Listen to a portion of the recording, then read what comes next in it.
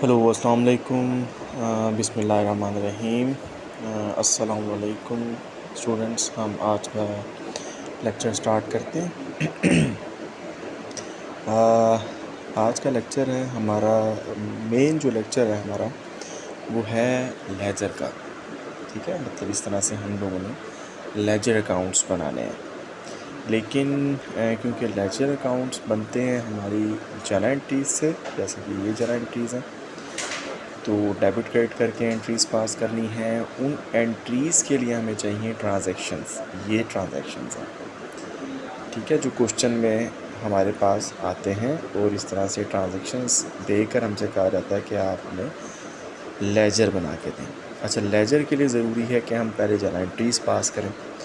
ठीक है, तो कंप्लीट क्वेश्चन इस तरीके से बनता है कि आपको ट्रांजैक्शंस दे दी जाती हैं और फिर इस तरह से ट्रांजैक्शंस के बाद, जैसे नीचे रिक्वायरमेंट लिखा हुआ है, रिक्वायरमेंट है जी, ऊपर जितनी ट्रांजैक्शंस हैं, ये 5 ट्रांजैक्शंस हैं। इन 5 ट्रांजैक्शन से प्रिपेयर कर दें journal entries and also prepare ledger. ठीक है, तो हमने किस तरीके से इन ट्रांजैक्शन से जर्नल एंट्रीज़ पास करनी है और फिर किस तरीके से लेजर पास करने हैं हमने, तो वो इंशाल्लाह नेक्स्ट वीडियो में हम इसको डिस्कस करेंगे। अब देखिए, जैसे यहाँ पर बताया गया है कि मिस्टर अली इन्वेस्ट कर रहे हैं 20 लाख कैश इनटू बिज़नेस। अच्छा, अब ये जर्नल एंट्रीज़ पास करनी है हमने। ट्रांजैक्शन में बता रहा है कि मिस्टर अली ने 20 लाख रुपए का बिज़नेस स्टार्ट किया। फिर मिस्टर अली ने सेकंड ट्रांजैक्शन में मिस्टर अली ने परचेज़ की है मशीनरी फॉर 1 लाख कैश पे। थर्ड नंबर पे बताया मिस्टर अली ने पेड किए हैं salary expense for 10,000 cash. Expense की एंट्री पास करनी पड़ेगी। फोर्थ नंबर पे मिस्टर अली ने सोल्ड की है मशीन फॉर 60,000। ब्रैकेट में मेंशन है अ पार्ट ऑफ मशीनरी, क्योंकि ऊपर मशीनरी हमने 1 लाख की बाई की थी और 60,000 की हमने सेल कर दी। ये तो लग रहा है कि जैसे लॉस हो गया, लेकिन उसने ब्रैकेट में मेंशन कर दिया अ पार्ट ऑफ मशीनरी। ठीक है, तो 1 लाख की मशीनरी टोटल थी, उसका एक पार्ट है मशीनरी का जो कि 60,000 का हमने सोल्ड कर दिया, सेल कर दिया। फिफ्थ नंबर पे है मिस्टर अली परचेज़ रिटर्न्स। किस चीज़ की उसने परचेज़ रिटर्न की है, आगे मेंशन किया, of a part of machinery for 5,000 cash. तो जो मशीनरी थी जो ऊपर हमने बाई की थी, परचेज़ की थी, उस मशीनरी का एक पार्ट 5,000 का था जो कि हमने रिटर्न कर दिया, परचेज़ रिटर्न जिसको कहा जाता है। अब अगर इन एंट्रीज़ को हम गौर से देखें तो पहली एंट्री हमारी इन्वेस्टमेंट की थी, दूसरी एंट्री हमारी मशीनरी बाय करने की है, तीसरी एंट्री हमारी सैलरी एक्सपेंस की है, चौथी एंट्री हमारी मशीनरी को सोल्ड करने की है, पांचवी एंट्री परचेज़ रिटर्न्स की है जो कि मशीनरी का एक पार्ट हमने ख़रीदा और फिर हमने उसको रिटर्न्स कर दिया, किसी भी वजह से हमने उसको रिटर्न कर दिया। अच्छा, अब इन ट्रांजैक्शंस को पढ़ के वो कहता है कि जी आप प्रिपेयर कर दें journal entries and also prepare ledger. तो हम ये ट्रांजैक्शन से एंट्रीज़ कैसे पास करनी है हम वो देखते हैं। पहली ट्रांजैक्शन है mister Ali invested 20 lakh cash into business. Investment की एंट्री, जैसे हमें पता है, हम लोगों ने पहले डिस्कस किया हुआ है कि इन्वेस्टमेंट की एंट्री हमेशा यही पास होती है, कैश डेबिट, कैपिटल क्रेडिट। हम बिज़नेस स्टार्ट करने में जो भी इन्वेस्ट करते हैं वो हमारी कैपिटल कहलाता है।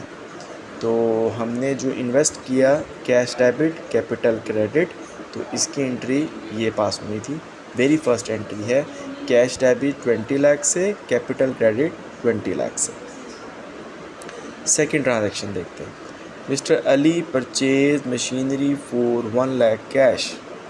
मिस्टर अली ने मशीनरी को परचेज़ किया है 1 लाख कैश पे, तो इसकी एंट्री पास होगी मशीनरी डेबिट। सेकंड नंबर पे देखें, मशीनरी डेबिट 1 लाख से, कैश क्रेडिट 1 लाख से। क्यों? क्योंकि मशीनरी हमारे पास आई है, ठीक है, टेक की है हमने, और जो गिवन किया है हमने वो कैश किया, तो कैश क्रेडिट होगा। मशीनरी डेबिट 1 लाख से, कैश क्रेडिट 1 लाख से। थर्ड नंबर पे है mister Ali paid salary expense for 10,000 cash. अब एक्सपेंस ऑलवेज भी डेबिट, ये हमने इम्पोर्टेंट पॉइंट्स जो पढ़े थे उनमें से एक पॉइंट था कि एक्सपेंसेस ऑलवेज बी डेबिट। तो यहाँ पे एक्सपेंस का नाम मेंशन है सैलरीज एक्सपेंस। तो जो भी एक्सपेंस है वो डेबिट हो जाएगा और उस एक्सपेंस के रिटर्न में हमने क्या दिया है, कैश 10,000। तो यहाँ पर जो इसकी थर्ड एंट्री पास होगी वो होगी सैलरीज एक्सपेंस डेबिट 10,000 से, कैश क्रेडिट 10,000 से। फोर्थ नंबर पे है mister Ali sold machinery for 60,000 a part of machinery.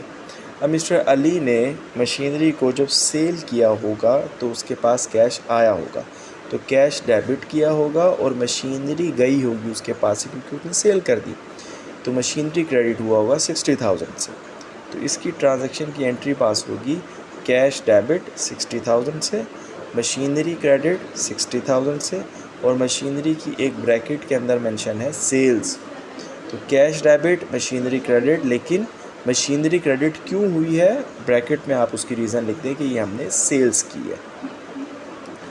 अच्छा, very last transaction, mister Ali purchase returns of a part of machinery for 5,000 cash.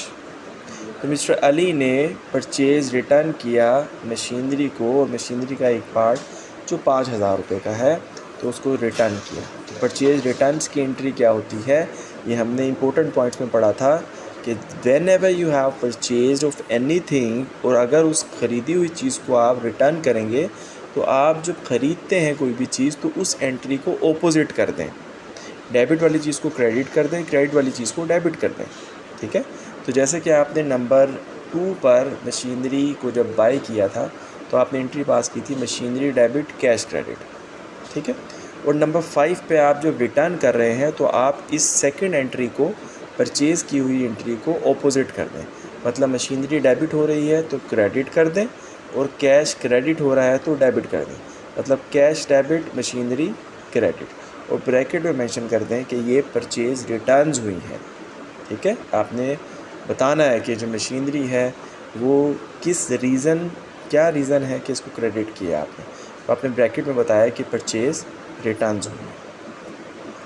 तो ये ट्रांजैक्शंस थी, इन ट्रांजैक्शन से आपने जर्नल एंट्रीज़ पास की। जर्नल एंट्रीज़ पास करने के बाद अब आपने पास करनी है, प्रिपेयर करने हैं ledger accounts. Ledger accounts basically is also known as a T account. T account मतलब टी बनाकर उसकी जो लेफ़्ट साइड है वो डेबिट साइड है, जो राइट साइड है वो क्रेडिट साइड है। अच्छा, अब लेजर को हम लोगों ने डिस्कस किया था कि ledger basically make a separate account of each heads. जितनी भी ट्रांजैक्शंस के अंदर, जितनी भी जर्नल एंट्रीज़ के अंदर हेड्स यूज़ होंगे उन सब का सेपरेट अकाउंट बनाने को आप लेजर अकाउंट कहते हैं। अब इसमें आप ये देखें, सबसे पहले कैश का अकाउंट बनेगा एक, फिर कैपिटल का बनेगा, फिर मशीनरी का बनेगा, फिर दोबारा कैश आया तो कैश का दोबारा नहीं बनेगा क्योंकि ऊपर कैश का एक दफ़ा बन चुका है। फिर सैलरी एक्सपेंस का बनेगा, सैलरी एक्सपेंस के साथ फिर कैश आया लेकिन कैश का दोबारा अकाउंट नहीं बनेगा क्योंकि ऊपर कैश का टी अकाउंट बन चुका है। फिर कैश डेबिट हो रहा है, कैश का दोबारा नहीं बनेगा क्योंकि कैश का बन चुका है। इसका मतलब कैश यहाँ पर 100 दफ़ा भी रिपीट होगा, हमने बनाना एक ही लेजर अकाउंट है कैश का। मशीनरी का एक दफ़ा ही बनेगा क्योंकि ऊपर बन चुका होगा, दोबारा नहीं बनाएंगे। कैश का दोबारा नहीं बनाएंगे क्योंकि ऊपर बन चुका है। इसी तरह मशीनरी परचेज रिटर्न्स, दोबारा मशीनरी है लेकिन दोबारा नहीं बनेगा क्योंकि ऊपर बन चुका है। तो यहाँ पर हमारे जो लेजर अकाउंट्स हैं उनके लिए हमें जर्नल एंट्रीज़ रिक्वायर्ड है। अब जब सबसे पहले कैश अकाउंट है तो हम कैश अकाउंट को पहले कैश अकाउंट का लेजर अकाउंट बनाएंगे। अब कैश का जब हम अकाउंट लेजर अकाउंट बनाएंगे तो कैश जब डेबिट हो रहा है हम कैश अकाउंट की डेबिट साइड पे तब अमाउंट्स डेबिट को लिखेंगे, और जब कैश क्रेडिट हो रहा है उस क्रेडिट वाली अमाउंट को हम कैश अकाउंट के क्रेडिट साइड पे लिखेंगे। तो हम यहाँ पर देखते हैं कि कैश डेबिट कितनी दफ़ा हो रहा है। 20 लाख कैश डेबिट, तो हमने कैश अकाउंट के डेबिट साइड पे लिखा 20 लाख। फिर कैश क्रेडिट हो रहा है 1 लाख से, तो हम कैश अकाउंट की क्रेडिट साइड पे लिखेंगे 1 लाख। फिर कैश क्रेडिट हो रहा है 10,000 से, तो हम कैश के लेजर अकाउंट में जाएंगे और 10,000 पे लिखेंगे क्रेडिट साइड में 10,000। कैश फिर डेबिट हो रहा है 60,000 से, तो हम कैश के लेजर अकाउंट में जाएंगे और डेबिट साइड पे लिखेंगे 60,000 कैश के। फिर डेबिट साइड पे 5,000 से कैश डेबिट हो रहा है, तो हम कैश के लेजर अकाउंट में 5,000 डेबिट साइड पे लिखेंगे। अच्छा, अब इसके अलावा कैश और कहीं भी ना तो डेबिट हो रहा है ना क्रेडिट हो रहा है, मींस आपकी एंट्रीज़ ही ख़त्म हो गई। तो अब करना क्या है आपने, अब आपने काउंट कर लेनी है डेबिट साइड और क्रेडिट साइड में से बड़ी साइड कौन सी है। तो डेबिट साइड को काउंट करें तो 20 लाख प्लस 60,000 प्लस 5,000, तो डेबिट साइड बनती है 20,65,000। जो बिग साइड होगी, जो बड़ी अमाउंट होगी, उसको दोनों साइड्स पे लिख देंगे हम, डेबिट साइड पे भी और क्रेडिट साइड पे भी। और जो क्रेडिट साइड है उन दोनों को ऐड करें तो वो बनती है 1,10,000। तो हमने जो बड़ी साइड है उनको दोनों साइड्स पे लिखा, 20,65,000 को माइनस कर दिया हमने 1,10,000 से। अब हम 20,65,000 में से जब 1,10,000 को माइनस करेंगे तो जो क्रेडिट साइड पे सर्कल में अमाउंट आई हुई है 19,55,000, ये हमारा क्लोजिंग बैलेंस है। इट मीन्स कि हमारे पास 20,65,000 का कैश पड़ा था, जिसमें से 1,10,000 रुपये का कैश हमारा खर्च हो चुका है, इस्तेमाल हो चुका है, और करंटली इस टाइम हमारे पास 19,55,000 रुपये अवेलेबल हैं हमारे अकाउंट में। 19,55,000 हमारे पास इस टाइम अकाउंट में अवेलेबल है कैश के। तो ये बेसिकली हमारे पास लेजर बनता ही इस वजह से कि how much amount have at the time of starting the business या at the time of starting the process, और आफ्टर कंप्लीशन या after completion of time period of 1 month, 1 week, 1 day, 1 year, मतलब एक स्पेसिफिक टाइम पीरियड है जिसके बाद हम इस चीज़ का एनालिसिस करते हैं या इस चीज़ का चेक एंड बैलेंस करते हैं कि इतना पैसा था तो इतना पैसे में से कितना खर्च हो गया और कितना पैसा हमारे पास पड़ा हुआ है। तो वो हमारे कैश अकाउंट बता रहा है कि जी 20,65,000 रुपये थे, इसमें से 1,10,000 रुपये आपने खर्च कर दिए और बाकी आपके पास 19,55,000 रुपये जो हैं वो अभी आपके बैलेंस पे पड़े हैं।